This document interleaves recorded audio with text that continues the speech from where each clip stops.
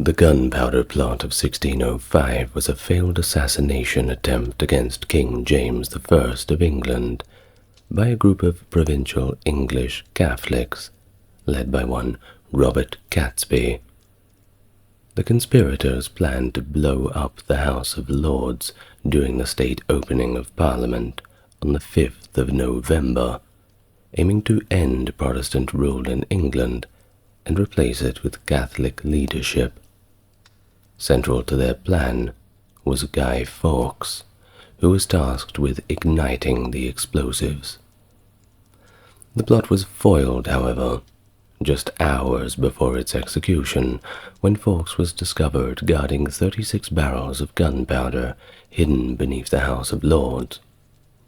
Alerted by an anonymous letter, authorities conducted a search of the area and arrested Fawkes. The subsequent investigation led to the arrest and execution of most of the conspirators. But the Gunpowder Plot's legacy resonates to this day.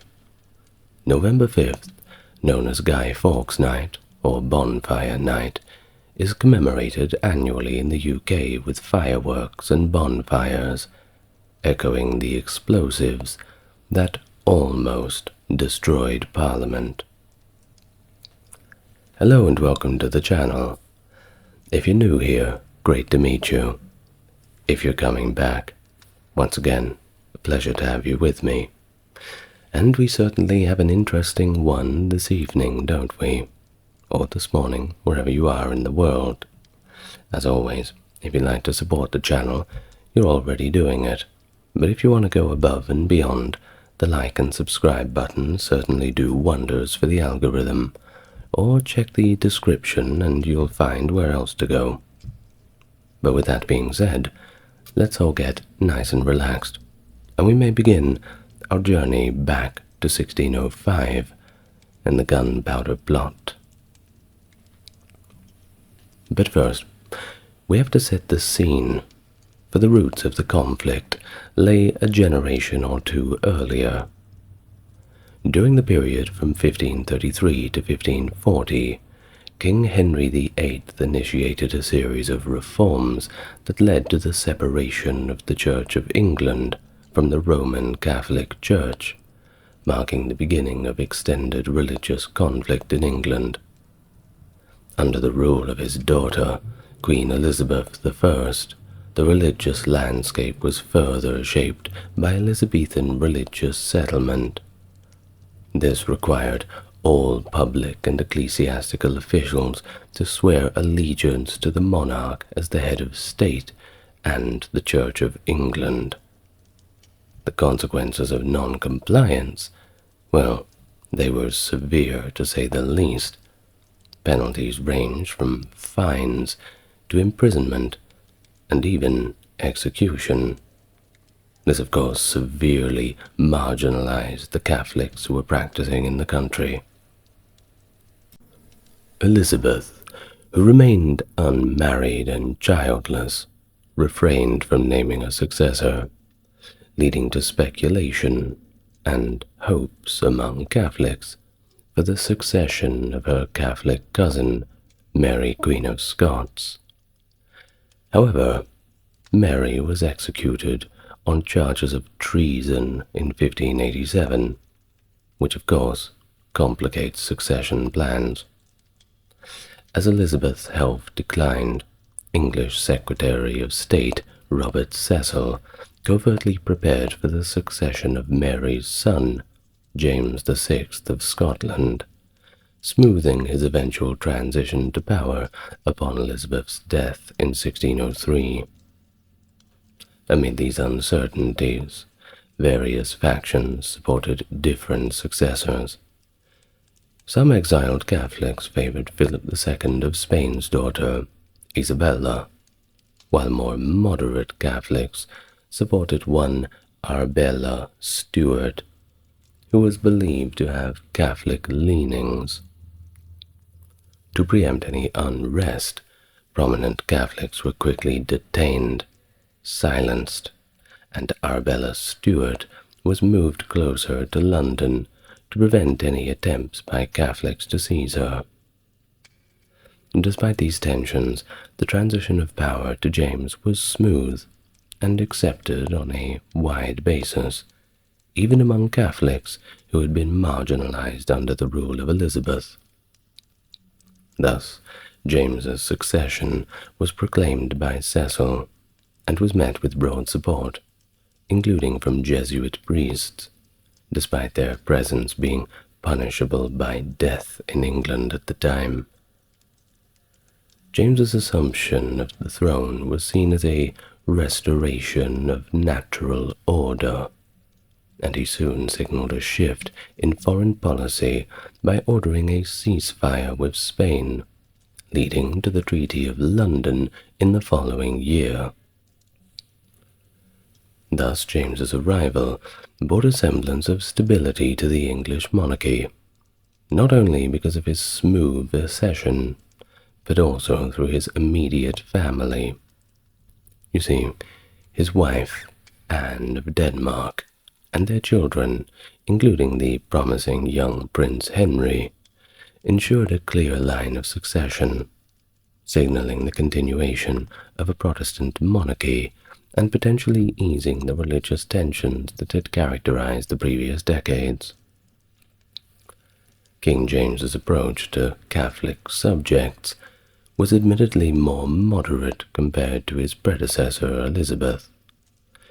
He expressed a preference for non-violent methods to manage religious dissent, emphasizing exile over execution for Catholics who refused to conform to the new Anglican practices. James articulated a desire not to persecute those who showed outward obedience to the law, reflecting a somewhat tolerant stance, at least for the time, towards Catholics. And this approach fostered hope among many Catholics, especially given the martyrdom of his mother, Mary, Queen of Scots, that James might eventually convert to Catholicism, a hope that was likely shared by many of the Catholic European powers. Fingers were crossed. While James's reign coincided with ongoing European religious conflicts, exacerbated by the Protestant Reformation. Across the continent, violent persecutions were common, as Protestants and Catholics targeted each other, several hundred years at each other's throats. It was not a good time. Read up about the French Wars of Religions, or better yet, watch my videos on them.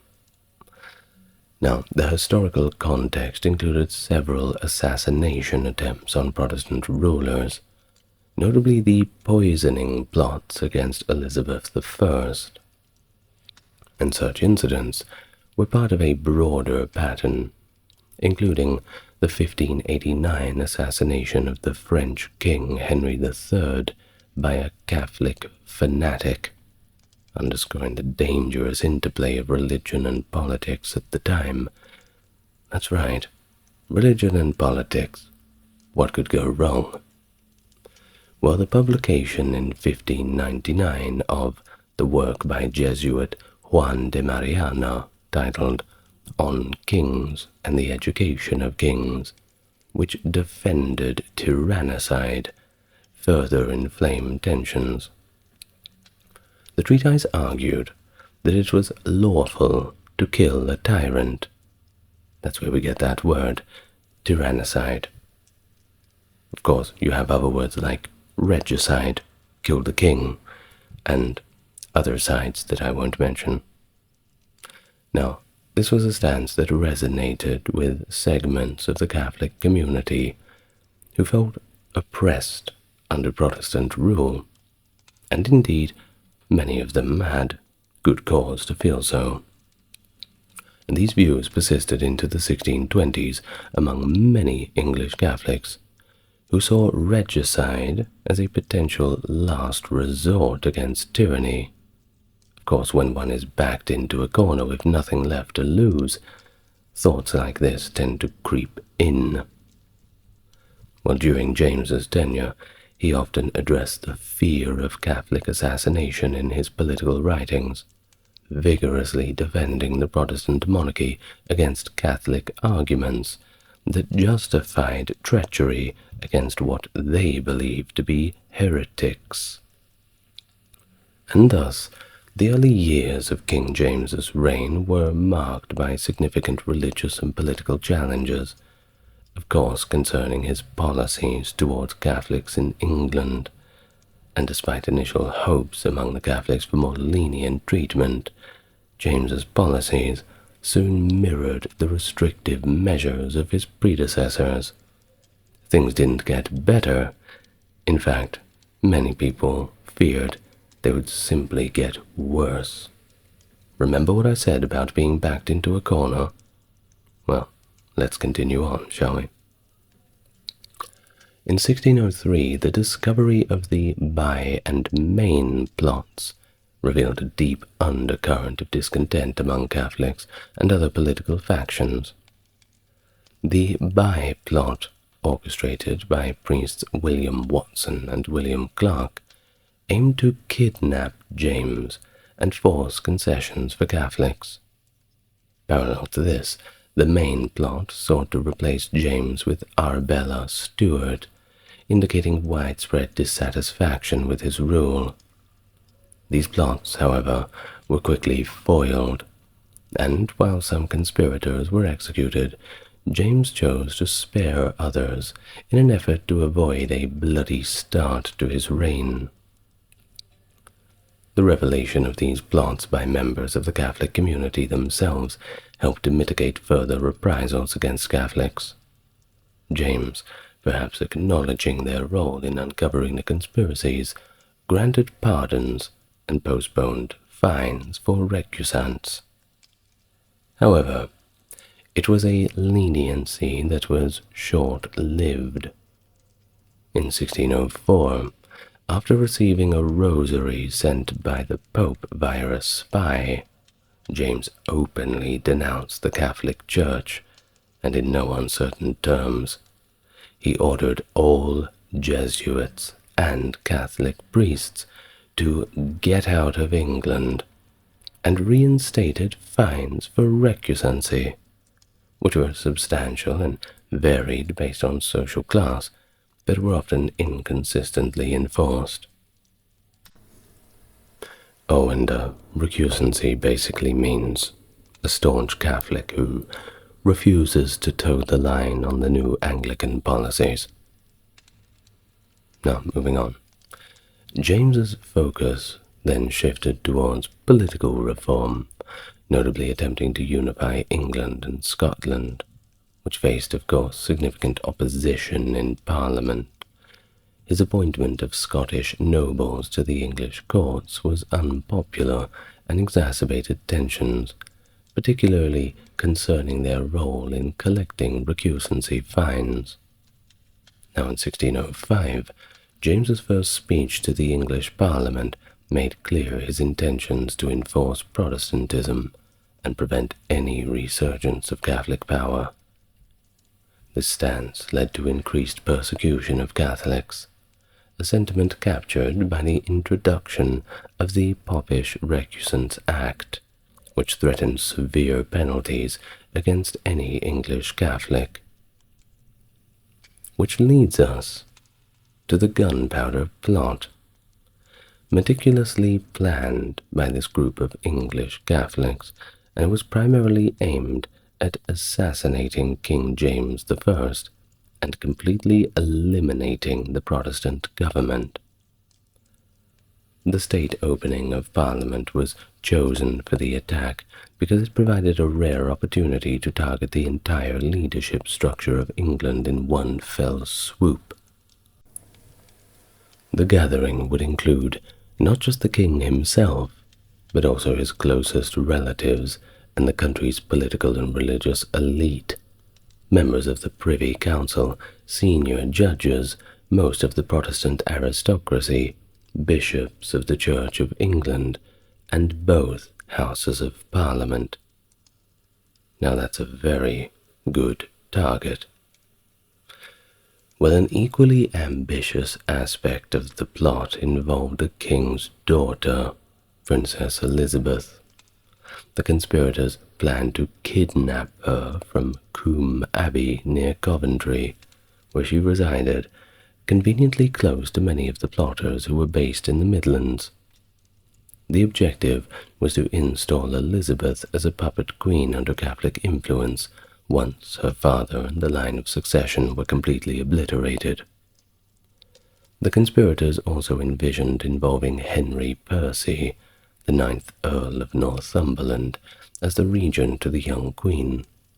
However, it is likely that Percy was not informed of this plan, which shows the secretive and selective nature of the conspiratorial group's communications and their strategic calculations. And now on to Robert Catesby. Born into a distinguished lineage in 1573, it was he who stood at the heart of what became the Gunpowder Plot. Described as a charismatic, tall, athletic figure, skilled in swordsmanship, Catesby was deeply involved in the political and religious conflicts of his time. His participation in the Essex Rebellion of 1601 marked him as a staunch opponent of the Protestant establishment.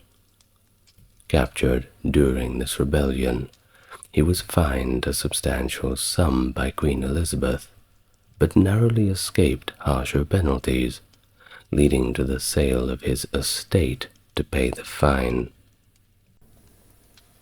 By 1603, Catesby's focus had shifted towards garnering foreign support to bolster the Catholic cause in England. He played a central role in organizing a delegation to King Philip III of Spain, advocating for an invasion of England that would be supported by English Catholics. The mission, led by Thomas Wintour, failed to secure Spanish backing, as the Spanish monarch was more interested in moving towards peace with England.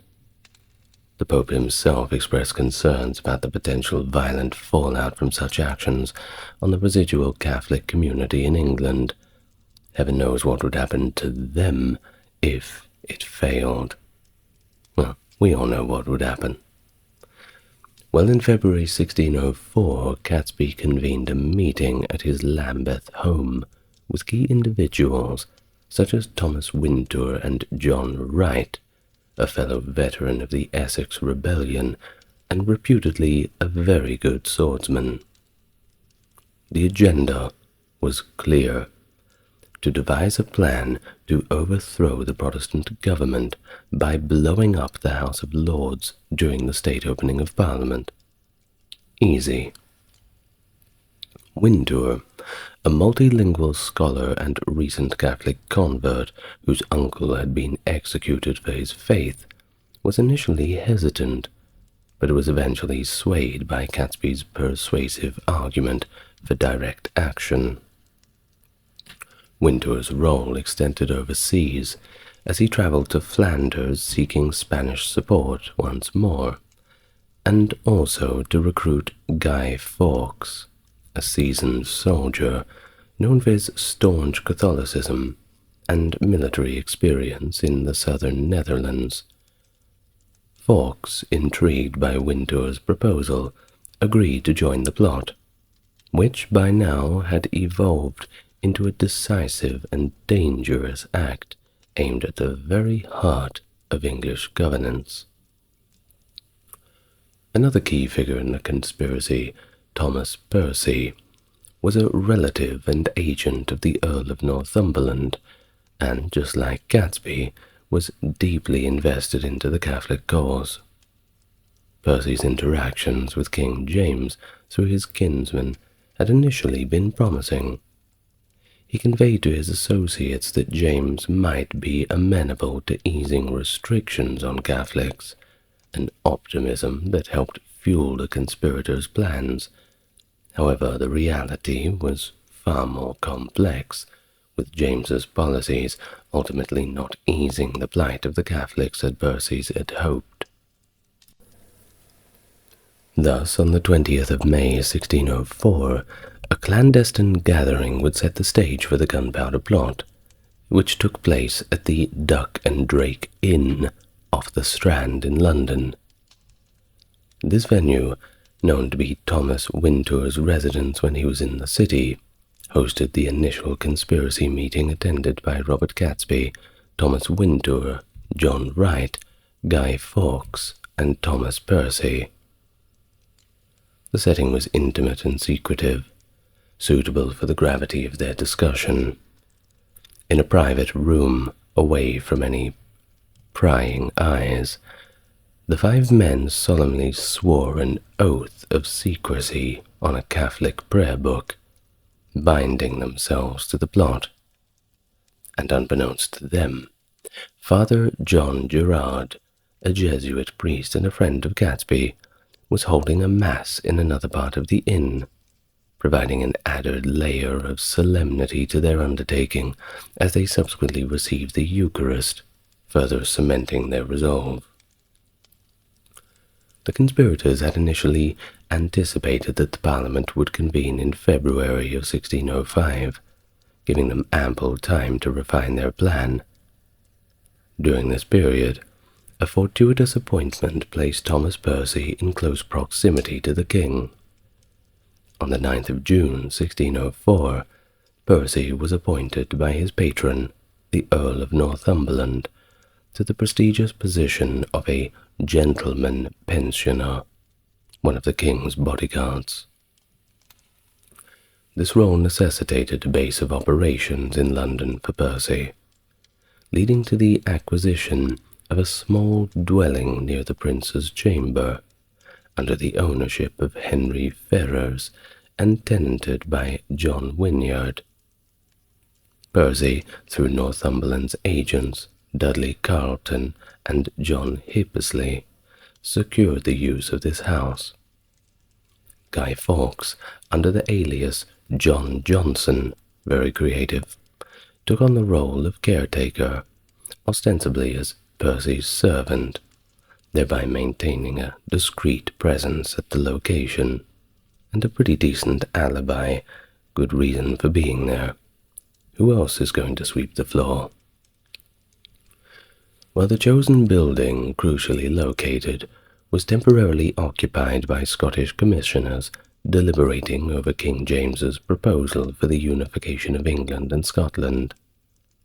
To manage their operations covertly, the conspirators rented a space in Lambeth, owned by Catesby.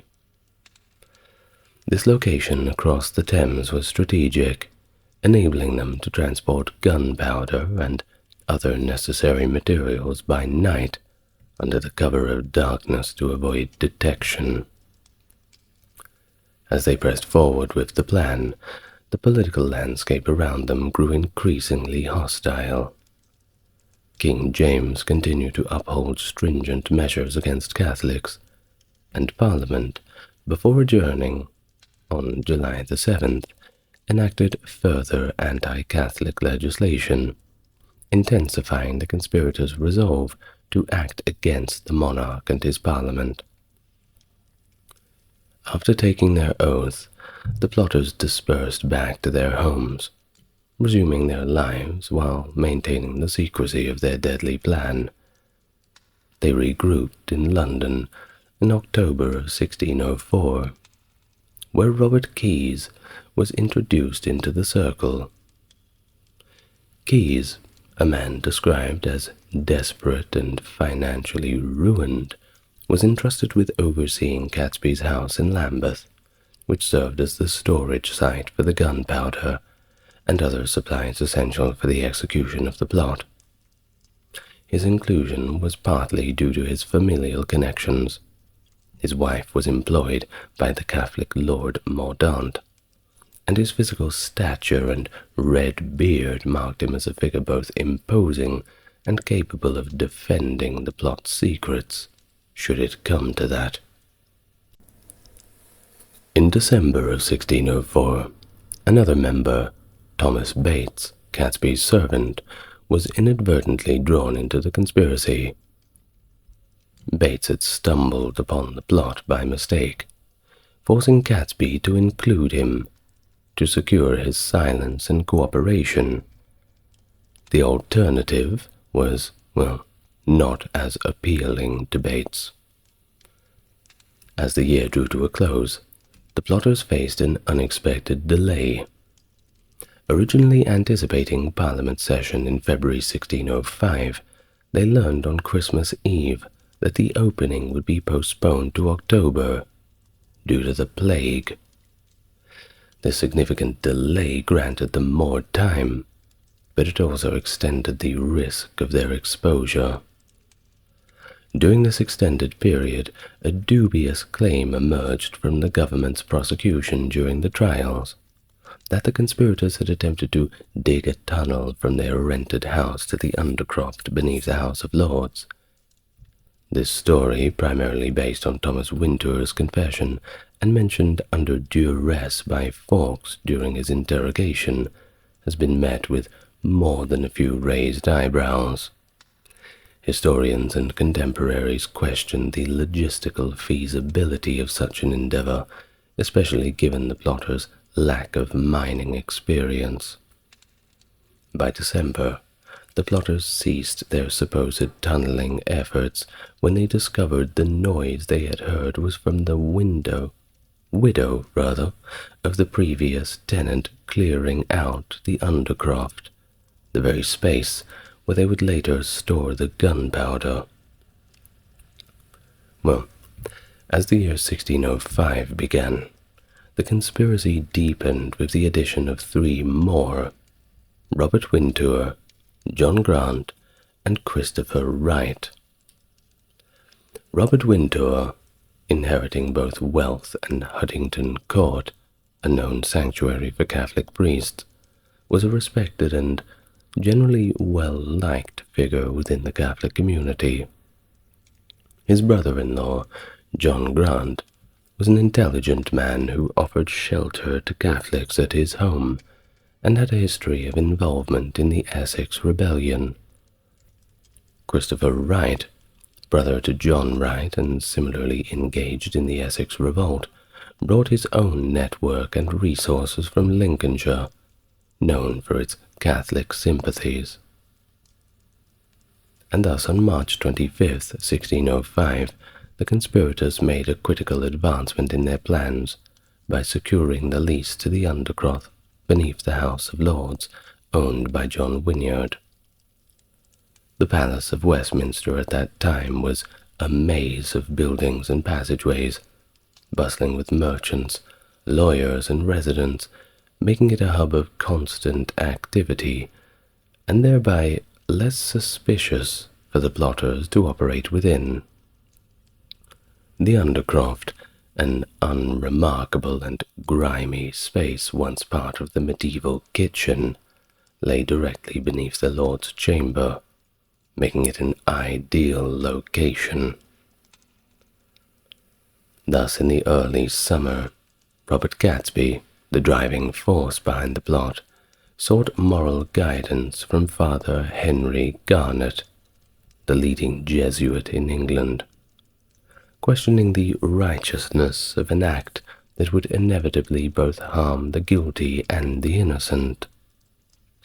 Garnet, while initially providing a theoretical justification for acts that could have been seen as militarily necessary, later shifted his stance.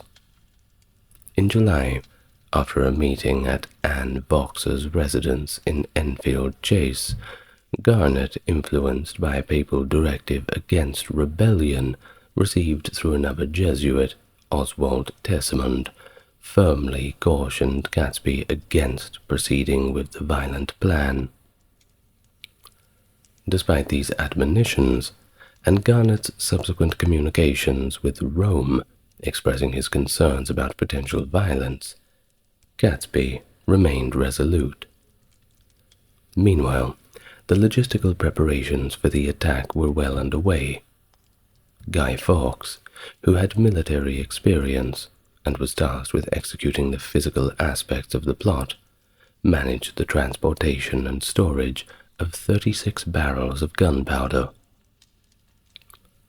The gunpowder, which was tightly controlled by the government, was nonetheless sourced through illicit means, reflecting a significant lapse in the period's regulatory oversight.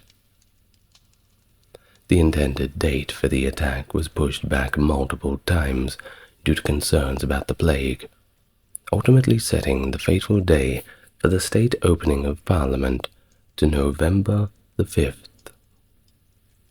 During this delay, Fawkes briefly left the country, possibly to gather additional resources or coordinate with overseas supporters.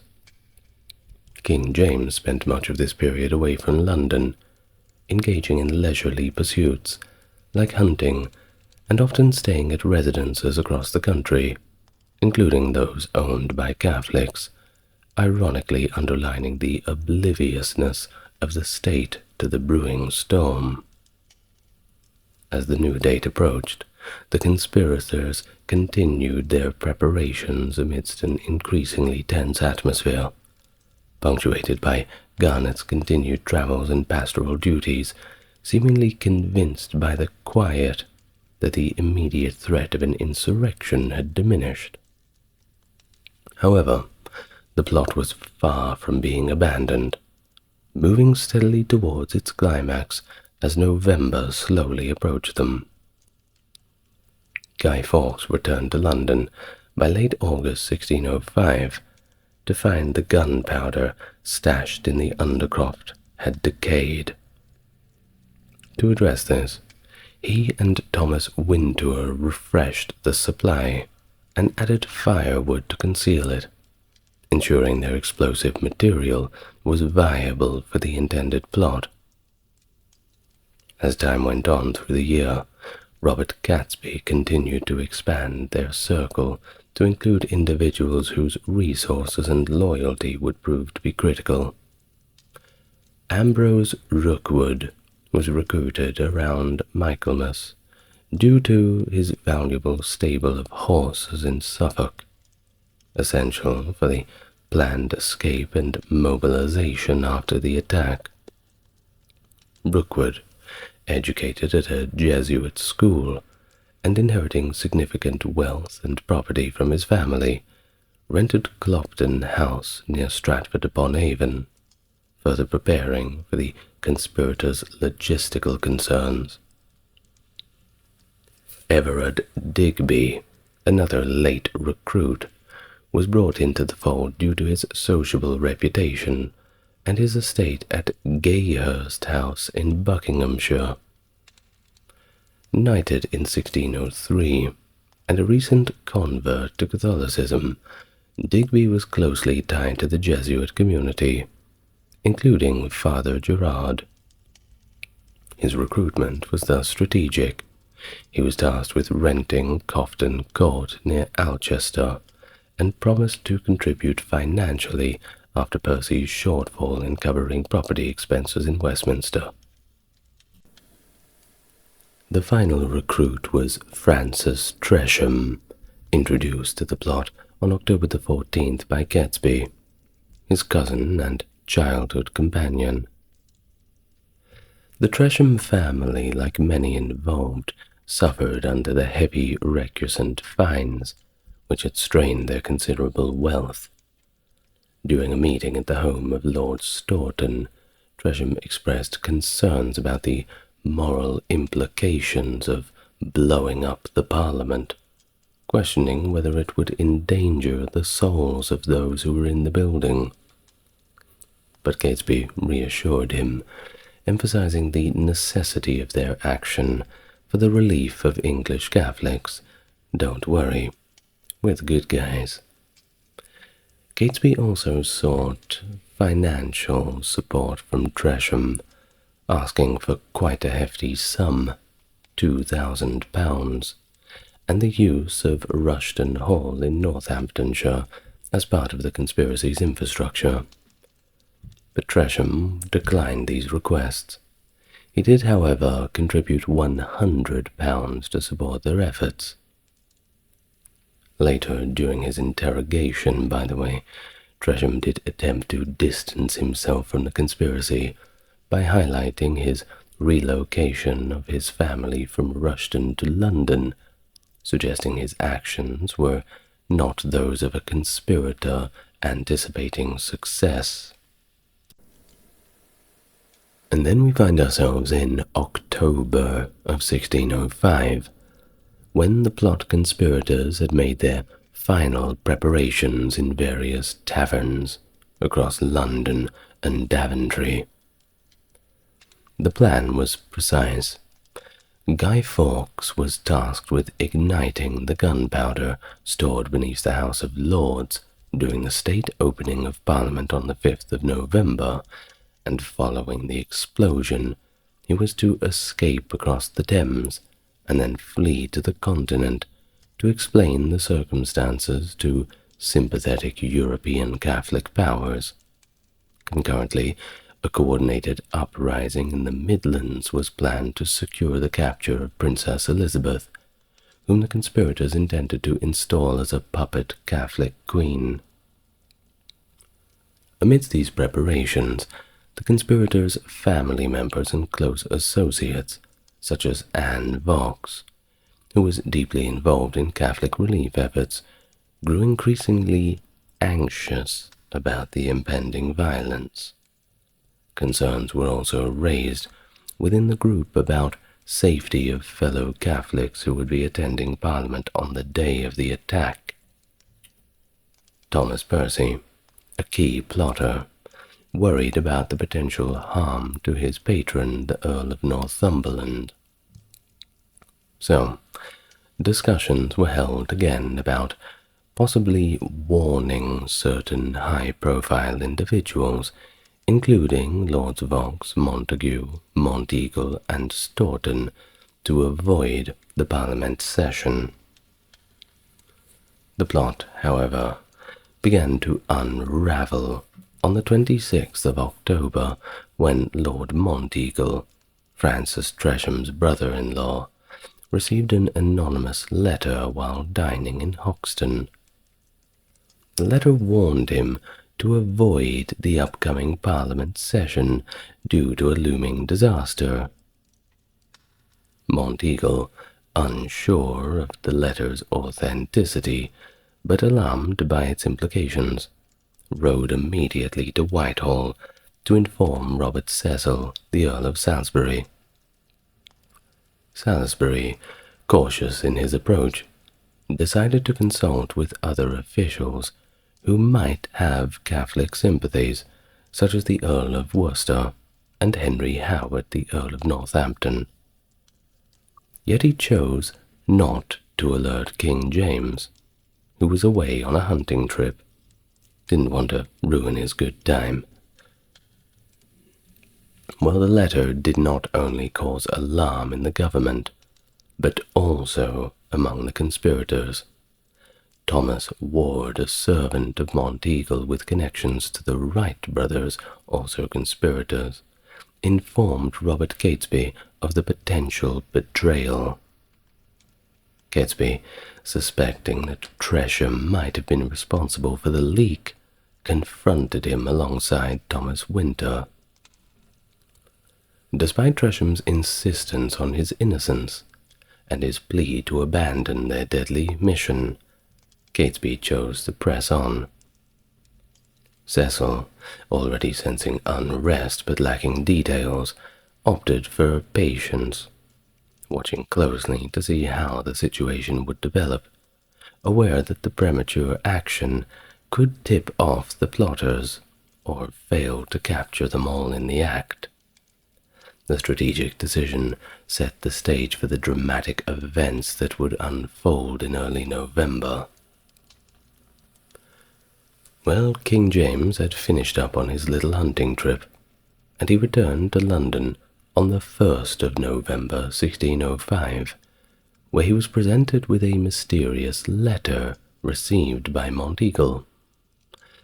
Sensing a dire threat, the word blow stood out to him, conjuring fears of an explosive attack reminiscent of the violent death of his father, Lord Darnley, in 1567. Opting for a strategic response, Robert Cecil, the Earl of Salisbury, allowed James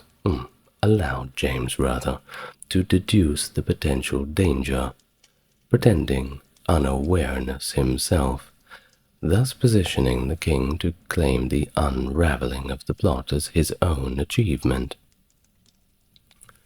The king convened the Privy Council on the 2nd of November, where it was decided that a thorough search of Parliament would be conducted by the Lord Chamberlain, Thomas Howard, the Earl of Suffolk, covering all areas, including the less frequented undercrofts. Meanwhile, the conspirators remained unaware of the growing suspicions. On the 3rd of November, key plotters, including Percy, Catesby, and Wintour, held a tense meeting, deciding to face whatever outcomes their actions might yield. Percy reassured the group after a visit to his patron, the Earl of Northumberland, suggesting the coast was clear. There was no suspicion. Well, on the day before the planned explosion, November 4th, several conspirators moved into position. Digby waited near the Dun Church to initiate the planned abduction of Princess Elizabeth. Percy, feeling reassured, dismissed any lingering doubts among his fellow plotters in London. That evening, Catesby left for the Midlands to prepare for the uprising that was soon to follow the explosion. The initial search of the Parliament buildings, conducted on the 4th of November by Suffolk, Monteagle, and Wynyard, seemed innocuous at first. But they discovered Guy Fawkes, who appeared as a servant guarding a large stockpile of firewood, which he claimed belonged to Thomas Percy. The mention of Percy's name, a known Catholic sympathizer, raised suspicions, but it did not immediately lead to Fawkes' arrest. Prompted by the king's insistence on a more thorough search, Thomas Knivet led a second and more detailed search later that evening. And again, they found Fawkes, this time prepared for escape with a lantern, which is now housed in the Ashmolean Museum, and equipped with items suggestive of his intentions: a pocket watch, slow matches, and touchwood. Beneath the firewood, the searchers uncovered 36 barrels of gunpowder, enough to completely obliterate the House of Lords. Now Fawkes, who gave his name as John Johnson, very creative, was arrested and taken into custody. Under the imminent threat of severe interrogation and the weight of evidence stacked against him, the plot had been foiled just hours before it was set to change English history irrevocably. Fawkes' arrest in the early hours of November 5th marked the unraveling of the Gunpowder Plot, leading to broader investigations and the eventual rounding up of his co-conspirators. Now, as the news of Guy Fawkes' arrest reached the remaining conspirators, they were thrown into disarray. Most fled northwest along Watling Street towards their stronghold in the Midlands. Christopher Wright and Thomas Percy departed London together, closely followed by Ambrose Rookwood, who impressively covered 30 miles in just 2 hours. It's amazing what you can do when you're running for your life, quickly overtaking Keyes, Wright, and Percy. Rookwood then reunited with Robert Catesby, John Wright, and Thomas Bates.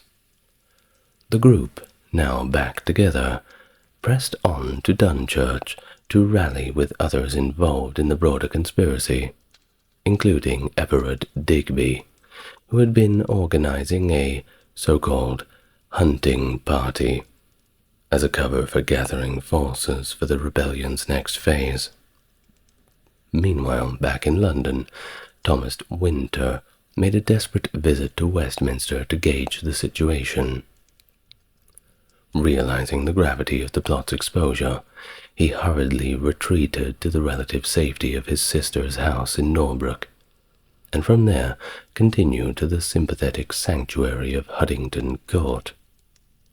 The conspirators briefly convened at Ashby Street Ledgers around 6 p.m., where they informed Robert Winter of the plot's failure and their dire circumstance. Despite the overwhelming failure and imminent danger, Catesby remained defiant, misleading Digby's assembled forces by falsely claiming that King James and the secretary Cecil were dead. Buoyed by this fabricated victory, the group moved west towards Warwick, still clinging to hope of inciting an armed rebellion.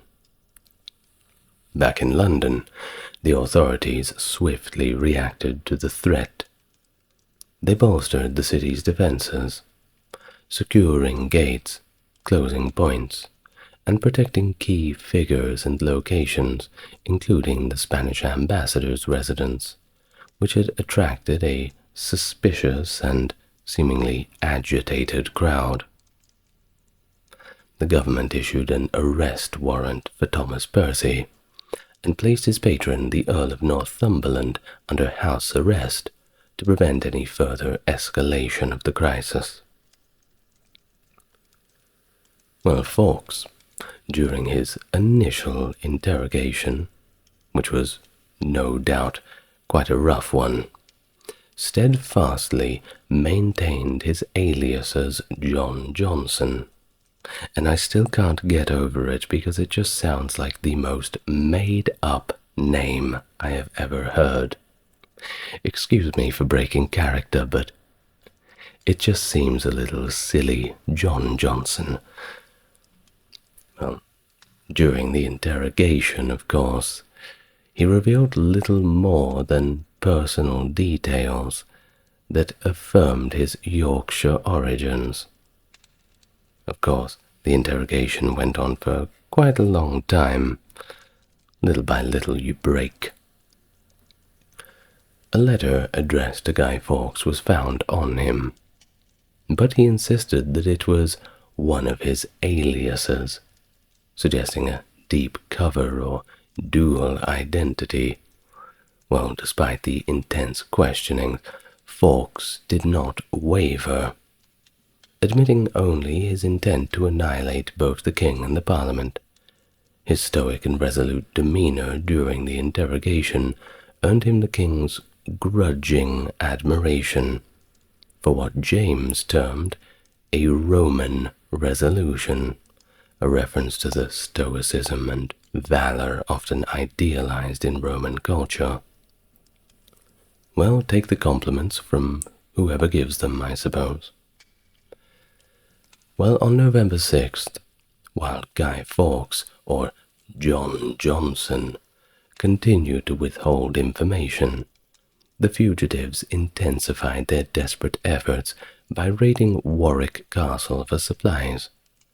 The group then pushed on to Norbrook to gather weapons, their resolve hardening despite the imminent threat of capture. That same day, Thomas Bates left the main group to deliver a message to Father Henry Garnet at Cofton Court, imploring him and other priests to support their fading cause. However, Garnet's response was an appeal for them to cease their violent actions, after which he quickly fled the area. Several priests, worried about their colleagues, headed towards Warwick, but were soon apprehended and locked up in jail back in London. The primary conspirators, receiving a cold reception and little support from their own kin at Huddington, felt the heavy weight of isolation. They continued to Holbeck House on the Staffordshire border, owned by Stephen Littleton, another conspirator whose resources were dwindling. Here, the plotters encountered a critical error. While attempting to dry their damp gunpowder in front of a fire of all places, sparks ignited the powder, severely burning several members of the group, including Robert Catesby, Ambrose Rookwood, and John Grant, and it got Grant so bad that he suffered from blindness from his injuries. I mean, why were they drying the gunpowder in front of the fire of all places? One really must shake their head at this decision. Well, Thomas Winter, unaware of the disaster at Holbeck, had ventured to Pepper Hill to seek further support, only to find none. A messenger eventually informed him of the dire situation back at Holbeck, prompting his immediate return. Upon his arrival, he found the grim scene. Catesby and Grant were injured but alive, while others had fled or were incapacitated. The standoff at Holbeck House reached its climax on the morning of November 8th. Richard Walsh, the Sheriff of Worcestershire, together with a company of 200 men, laid siege to the house. In the ensuing chaos, Thomas Winter was wounded in the shoulder.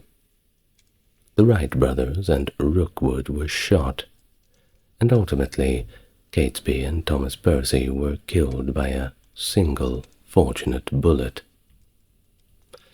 As the king's men stormed the property, they stripped the dead or dying rebels of their clothing in a final act of indignity.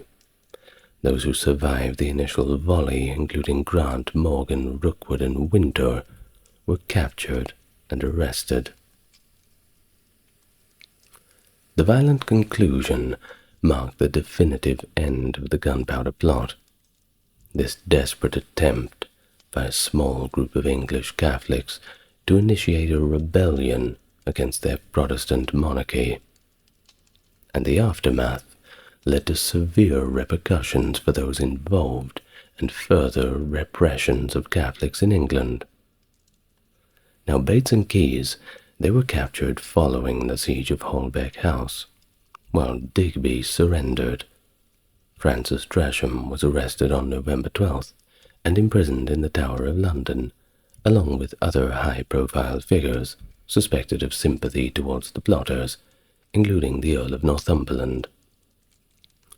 In response to the plot, the government intensified its crackdown on Catholics.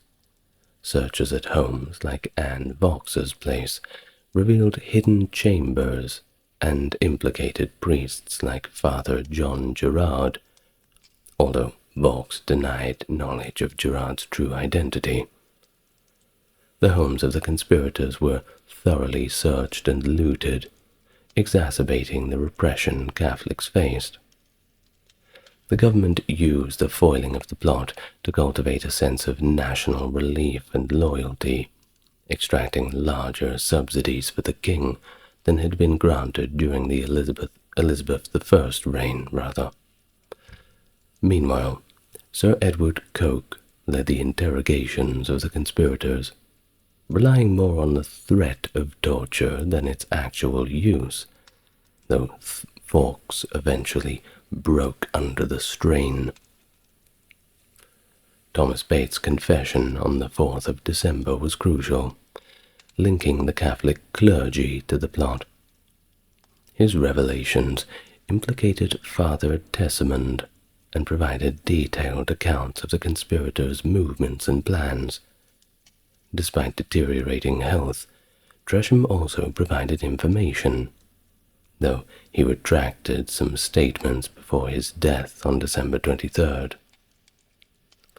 As the crackdown continued, Father Garnet and other Jesuits were declared wanted, but some, including Tessamond and Gerard, managed to escape abroad. The last of the fugitives, including Robert Winter and Stephen Littleton, were captured by January, hiding at the home of Humphrey Littleton, who was later executed after betraying Father Garnet's location in a desperate bid for his own life. During the trial of the Gunpowder Plot conspirators in January of 1606, key figures such as Catesby and Fawkes faced charges alongside several others. The trial took place in Westminster Hall, attended by the king and his family, who observed in secret. Leading figures including the Earls of Suffolk and Salisbury and Sir John Popham as Lord Chief Justice presided over the proceedings. The prosecution, led by Sir Edward Coke, framed the plot as a Jesuit conspiracy, emphasizing the involvement of Catholic priests and denouncing any foreign or Jesuit influence as central to the plot's conception. Coke detailed the gruesome executions that awaited the conspirators, aiming to underscore the severity of their treason, perhaps a warning to others, too, of what happens when you cross the monarchy. The defendants were allowed to speak, of course, revealing a mix of regret and defiance. Thomas Winter pleaded for mercy for his brother, while Digby acknowledged his guilt, but argued that broken promises of tolerance for Catholics had driven him to participate. Father Henry Garnet, implicated by his association with the plotters, underwent intense interrogation and was tried separately. Despite Garnet's attempts to clear his name, he was convicted of high treason, with Coke accusing him of orchestrating the plot. Garnet faced death, maintaining his innocence and clarifying the Catholic Church's stance on political violence. Well, after the plot was foiled, the gruesome executions of the conspirators meant to serve as a stern warning against treason. Robert Catesby and Thomas Percy, two of the central figures, managed to evade capture only to be killed during a standoff at Holbeck House. Posthumously, their bodies were exhumed, decapitated, and their heads were displayed on spikes outside the House of Lords. On the 30th of January, 4 of the conspirators, Everard Digby, Robert Winter, John Grant, and Thomas Bates, were executed in St. Paul's Churchyard. They endured a horrific death, being dragged through the streets, hanged, and then subjected to disembowelment and dismemberment while still alive. Digby, the first to die, bravely faced his execution, rejecting the assistance of a Protestant clergyman and seeking forgiveness from the gathered crowd. The following day, Thomas Winter, Ambrose Rookwood, Robert Keyes, and Guy Fawkes were executed opposite the House of Lords, the very place they had planned to destroy. In a final act of defiance, Guy Fawkes jumped from the gallows himself, breaking his own neck and sparing himself from the brutal quartering that followed hanging. Other conspirators met similar fates in different locations. Stephen Littleton was executed at Stafford, and despite his cooperation with the authorities, his cousin Humphrey Littleton was also executed near Worcester. Henry Garnet, a Jesuit priest implicated in the plot, was executed on the 3rd of May, 1606. And like that, all of them were gone, and the monarchy remained. Gunpowder Plot failed. Well, thank you very much for listening. I'd like to thank I almost said conspirators then. Perhaps they are conspirators, but I'd like to thank my supporters, rather. Scott, Aaron, James, Tim, Wendy, Jeffrey, JC, Stark Factory, and Charles. Thank you very much. And thank you, dearest listener, for getting this far. Aren't we all having such a fun time? And I will see you in the next video. Good night for now, and lots of love to you all.